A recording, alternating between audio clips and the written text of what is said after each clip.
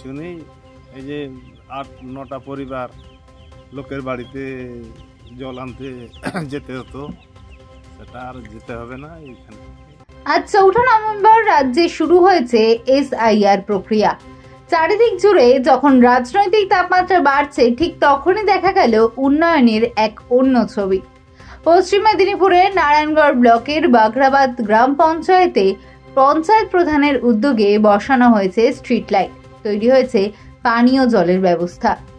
আমার পাড়া আমার সমাধান ক্যাম্পে যেসব সমস্যা উঠেছিল সেগুলো এখন বাস্তব রূপ নিচ্ছে। কাজ শুরু হতেই উচ্ছ্বাসে ভরপুর গ্রামবাসীরা। অঞ্চল প্রধান প্রদীপ ঘরাইয়ের বক্তব্য, বাংলার উন্নয়নে মুখ্যমন্ত্রী মমতা বন্দ্যোপাধ্যায় সবসময়ই এক ধাপ এগিয়ে। রাজনীতি যাই হোক, উন্নয়নের এই ধারাই আজ বাংলার আসল চেহারা। সম্প্রীতির পথে এগিয়ে চলুক আমাদের বাংলা। মানে কেমন লাগছে? ভালো লাগছে। কি বলবেন? আর কি বলা আমাদের কিছু নেই।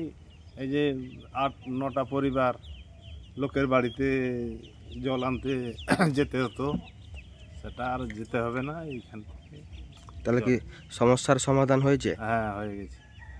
দেখুন, আমাদের মাননীয় মুখ্যমন্ত্রী মমতা বন্দ্যোপাধ্যায় 22শে জুলাই তিনি একটা নতুন বাংলায় প্রকল্প নিয়ে এলেন, আমাদের পাড়া আমাদের সমাধান। মানুষের ছোটো ছোটো যে সমস্ত অসুবিধায় পড়ছেন সেই ছোটো ছোটো স্কিম আকারে সেগুলি সমাধান করে কাজ করার জন্য। সেভাবে আমাদের 2রা আগস্ট থেকে আমাদের 3রা নভেম্বর পর্যন্ত আমাদের পাড়া আমাদের সমাধান বিভিন্ন স্ক্যাম হয়েছিল, আমাদের গ্রাম পঞ্চায়েতও হয়েছিল।